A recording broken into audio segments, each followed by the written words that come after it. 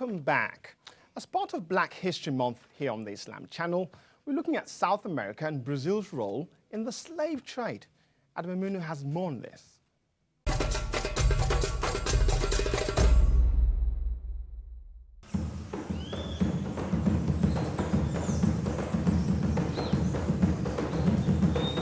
Brazil holds one of the most ethnically diverse and eclectic scenes in the world. From soccer to sunny beaches to its melodious samba rhythms emanating from the streets of Rio de Janeiro. But Brazil also holds an interesting and contentious past. The 16th century witnessed the transatlantic slave trade, with Portuguese colonizers sending approximately 3 million slaves to what is now Brazil. Most slaves were taken from West Africa. Some authors on slavery believe Brazil housed more African Muslim slaves than any other country. The Yoruba people, an ethnic group spread throughout West Africa, made up the majority of the Muslim slaves in Brazil. The connection between Brazil and African history has sparked much interest as far as ancestral lineage goes. As part of a documentary called Brazil DNA, many Afro-descendants in the country are tracing their lineage.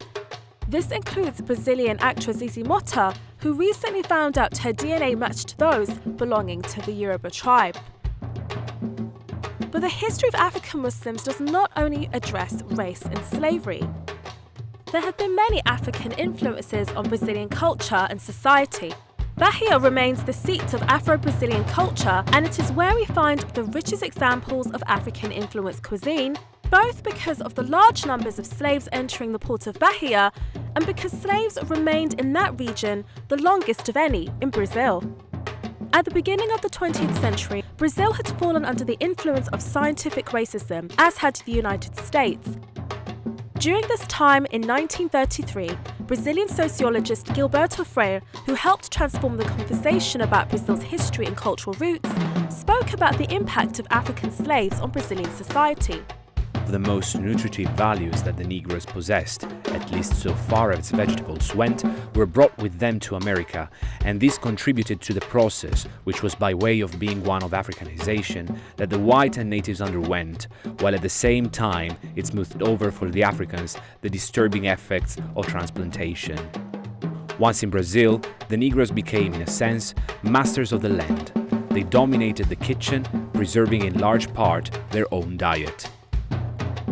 Brazil is just one area that shows the role that Africans played in histories outside of their continents.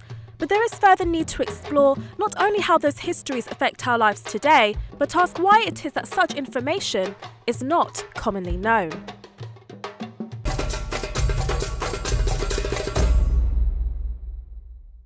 Joining me to discuss this, we have Lisa Earl Castillo, a postdoctoral fellow at the Center of Research in Social History of Culture at the State University of Campina. Her research involves Afro-Brazilian history, Afro-Atlantic history, and cultures. Welcome. Lisa, this October is Black History Month, as we know, and we already know that Brazil has long history with Africa. Can you sort of tell me exactly how that's underpinned and exactly how the linkages are, especially to do with slave trade? Well, Brazil was colonized by the Portuguese in the 16th century. Actually, the first Portuguese explorer arrived here in 1500, and it was only about 60 years later that they began investing in sugarcane production. And for the sugarcane production, their solution was to import slave labor from Africa. So this began around 1560, and it continued until 1850. Brazil was one of the last countries to end its participation in the Atlantic slave trade. So do you think that African slaves or the African descendants of slaves are underrepresented in Brazil right now? Underrepresented? Well, in population, more than 50% of the population had some degree of African ancestry. What about in terms of their history? Well, actually, that's a good question. It was only very recently that Brazil began to address the importance of its African heritage. There was a law passed around 2003 that mandated for the first time that Afro-Brazilian and African history be taught in the school system. So you can imagine, if it just started being addressed officially in 2003, this is a long time that it has been cloaked in silence, let's say. What about the notion that most of the slaves that came across to Brazil were African Muslims? Is that true? Well, it's not true to say that most of them were. In fact, most of the Africans who came to Brazil as slaves came from West Central Africa. Demographically speaking, if you think about the entire history of the slave trade from the 16th century until the end of the middle of the 19th century, the preponderance was West Central Africans. However, there were regional differences. And the state of Bahia, where my research is concentrated, which is in the northeast of Brazil, which historically was one of the, and still is, one of the states with the biggest African heritage, the most important African heritage in terms of the number of people that have African descent and also the extent of its participation in the slave trade.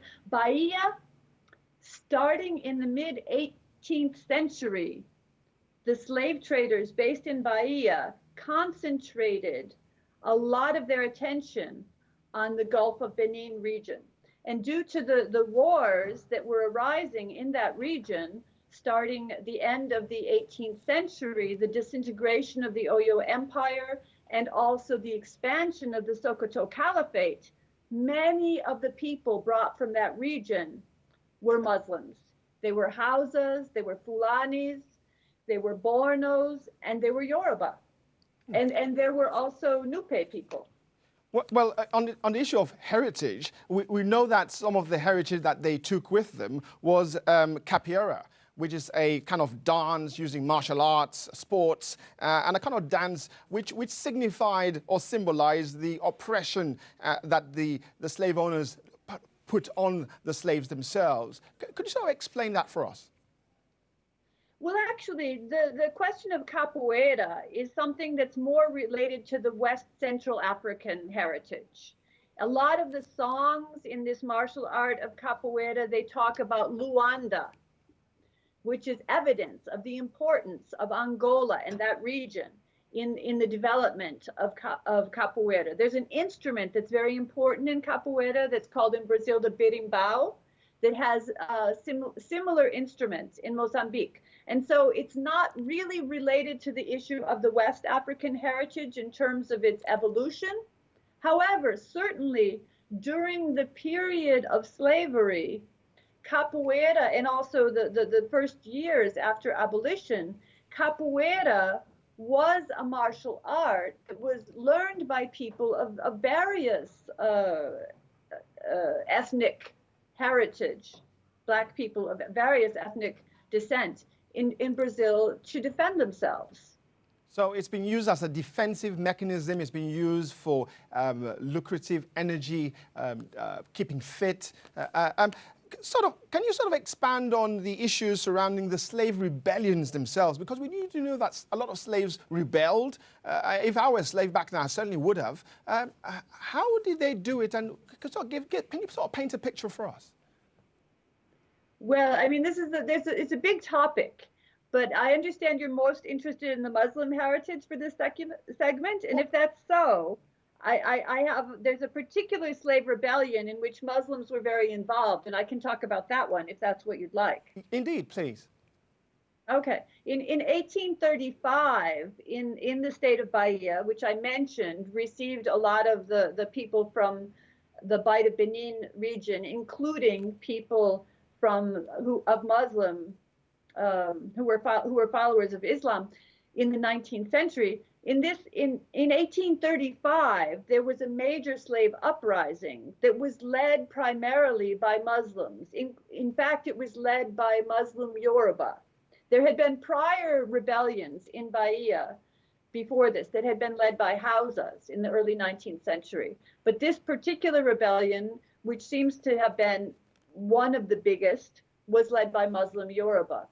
It involved a whole network of people, not only in the capital, but also in neighboring cities in the interior. And they chose a date, which was a Catholic feast day, when many of the masters were going to be celebrating the Catholic event, and their guard was going to be down. It was also a holiday, and a lot of the slaves had the day off. And so this was going to be a very successful rebellion, except that it was betrayed at the last minute. Betrayed at the last minute, you say? Why was that? Well, there were many people involved in planning the uprising, and there were a series of meetings that were taking place, especially in the capital. And there was a husband and wife. They were Yorubas, and the woman was upset because her husband hadn't been home in a very long time. And when he did come home, it was just very quickly, and then he would leave again. And so she went off in search of her husband. And she was told that her husband was in a meeting, and this upset her. And they told her that the meeting was to make sure that the next day the Africans would be the masters and the whites would be their slaves.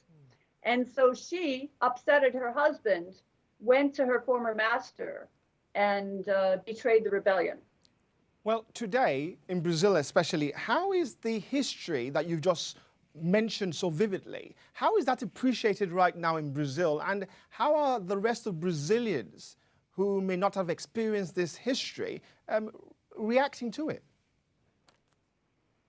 Well, there's two sides to that question. One is kind of the overt confrontational affirmation of African ancestry, and the other is in cultural practices that maintain the African heritage. You mentioned the capoeira. That's one issue. Even in the days, and I'm talking about this century still, when the Eurocentric cultural values tried to diminish the importance of African history and culture in Brazil, capoeira was still very popular. And even there were white people who would do it, as you said, to keep fit.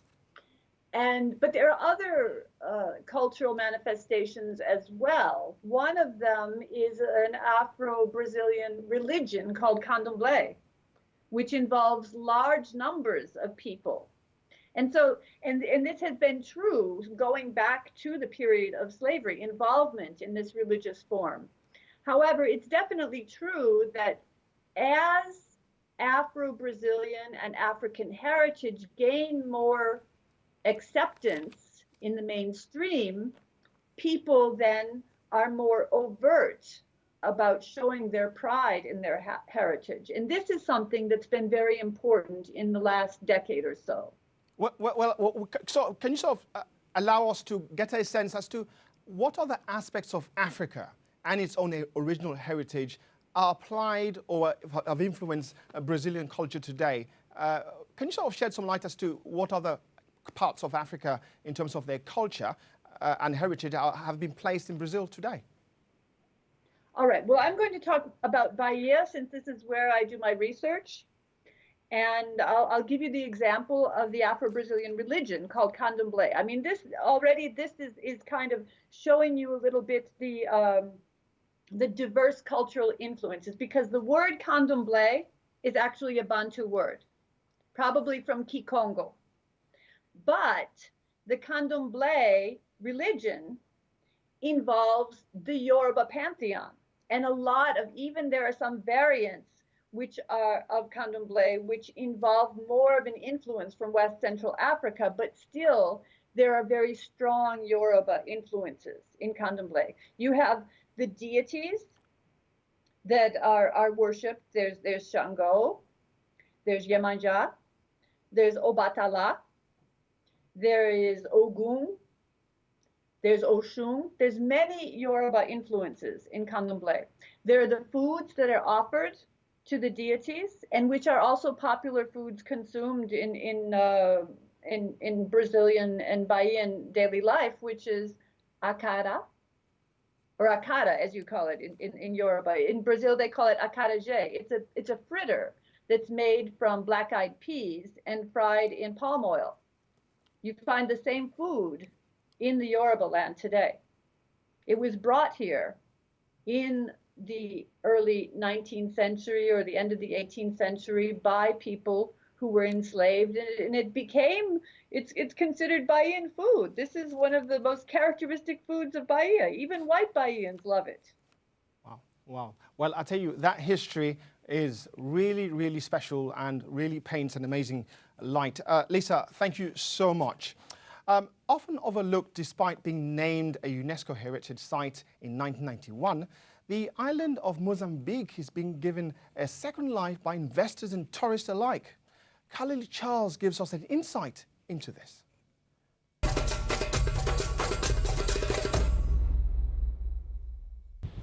Once a jewel of the Portuguese Empire, the island of Mozambique has suffered decades of slow decay. It was here that the colonial powers traded gold, ivory, and more importantly, slaves. Neglected since independence in 1975, the tiny island is hoping to put itself back on the map thanks to a new wave of investors, tourists, and architects like Frenchman Yorick. C'est plutôt des étrangers maintenant qui viennent, parce qu'il n'y a plus de fonds publics, hein, les temps bénis des fonds européens est fini. Donc on a plutôt des gens qui veulent investir dans des résidences secondaires avec piscine. This family is also looking to sell up to foreign buyers. Renovation work is likely to cost close to €1 million, bringing a boost to the local economy in the form of jobs and tourism. But some fear that the island will again become divided, just like in colonial days. E chegará tempo que os locais não vão passar a viver a cidade petrical, porque todas as casas e edifícios serão todas compradas com os turistas, e os nativos vão sair de lá, passam a viver a cidade de Maputo, ou outros passam a viver fora da ilha. Historically, the southern half of the island housed slaves. Today, it is a crowded maze of streets threatened by the sea. A água fica acumulada aqui. Só tem uma entrada, não tem a saída. E cria o quê? Cria muitas doenças. Malária, os mosquitos, estômago também acontece aqui. With toilets in scarce supply, for a long time residents would use the beach, just one of the reasons tourists have been avoiding the area, and something that the local authorities have managed to clean up considerably in recent years. In 2014, the island welcomed just 5,000 visitors, but with renewed interest and investment, Mozambique's jewel may well shine again.